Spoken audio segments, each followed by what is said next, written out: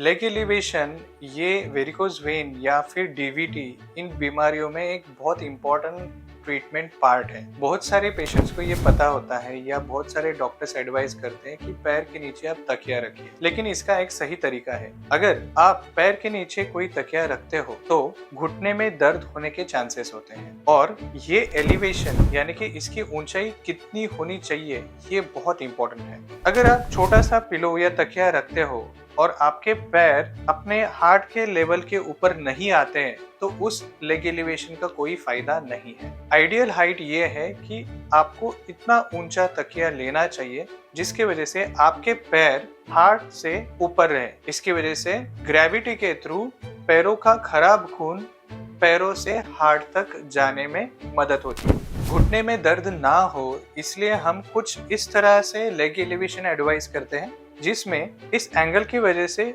घुटने को सपोर्ट मिल जाता है और आपके पैर हार्ट के लेवल से ऊपर रहते हैं। ऐसे लेग एलिवेशन पिलो आपको ऑनलाइन मिल सकते हैं या फिर आप आपके घर के पास जो सोफा वाला रहता है, मैट्रेस वाला रहता है, उससे आप कस्टमाइज करके बना सकते हो। इसका फायदा ये है कि आप ज्यादा देर तक पैर हार्ट के लेवल से ऊपर रख सकते हैं। वेरिकोज वेन्स के इनिशियल स्टेजेस में एक्सरसाइज, लेग एलिवेशन और लाइफस्टाइल मॉडिफिकेशन ये तीन चीजें बहुत इंपॉर्टेंट हैं जिसकी वजह से आप वेरिकोज वेन्स का प्रोग्रेशन रोक सकते हो और आप एक सर्जरी प्रिवेंट कर सकते हो। लेग एलिवेशन के बारे में हम चर्चा करते हैं। स्टॉकिंग के बारे में हम पहले भी चर्चा कर चुके हैं। स्टॉकिंग्स ये वेरिकोज वेन्स का बहुत इंपॉर्टेंट पार्ट है। आप आपके कन्वीनियंस के हिसाब से आपको जैसे कंफर्टेबल लगे वैसे स्टॉकिंग्स पहन सकते हैं, लेकिन स्टॉकिंग पहनना बहुत जरूरी है।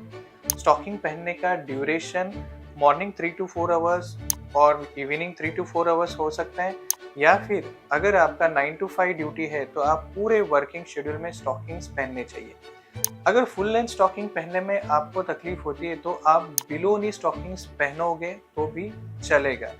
बिलो नी स्टॉकिंग्स से भी हम वेरिकोज वेन्स को प्रिवेंट कर सकते हैं। लाइफस्टाइल मॉडिफिकेशन ये वेरिकोज वेन ट्रीटमेंट का बहुत इंपॉर्टेंट एस्पेक्ट है जिसमें हम पेशेंट को ज़्यादा देर खड़े रहना अवॉइड करने के लिए। ये आप कैसे कर सकते हैं? बहुत सारे फीमेल्स को आदत होती है कि वो किचन में सारा काम खड़े रह के करते हैं। हालांकि इसमें 50% काम आप बैठ के यानी कि टेबल चेयर लेके कर सकते हैं और स्टैंडिंग पोजीशन कम से कम रख के वेरिकोज वेन्स को प्रिवेंट कर सकते हो। लाइफस्टाइल मॉडिफिकेशन में एक इम्पोर्टेंट फैक्टर है रिस्क फैक्टर्स को कम करना। अब रिस्क फैक्टर्स क्या है? कॉन्स्टिपेशन, हेवी वेट लिफ्टिंग और सडन वेट गेन, ये तीन फैक्टर लाइफस्टाइल मॉडिफिकेशन या फिर वेरिकोज वेन प्रिवेंशन में आते हैं। कॉन्स्टिपेशन अगर आपको है तो आपको इसकी ट्रीटमेंट लेके कॉन्स्टिपेशन जल्द से जल्द ठीक करना चाहिए, अदरवाइज पैर के नसों में इनका प्रेशर बढ़ता है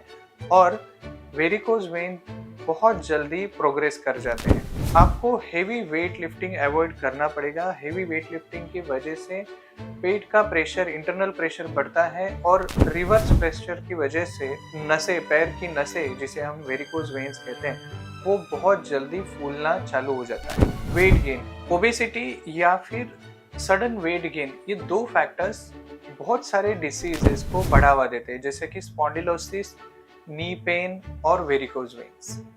जैसे ही आपका वजन बढ़ता है ये प्रॉब्लम्स की फ्रीक्वेंसी यानी इंटेंसिटी बढ़ जाती है और जैसे ही आपका वजन कम होता है इन सारी बीमारियों का फ्रीक्वेंसी यानी प्रोग्रेशन रुक जाता है।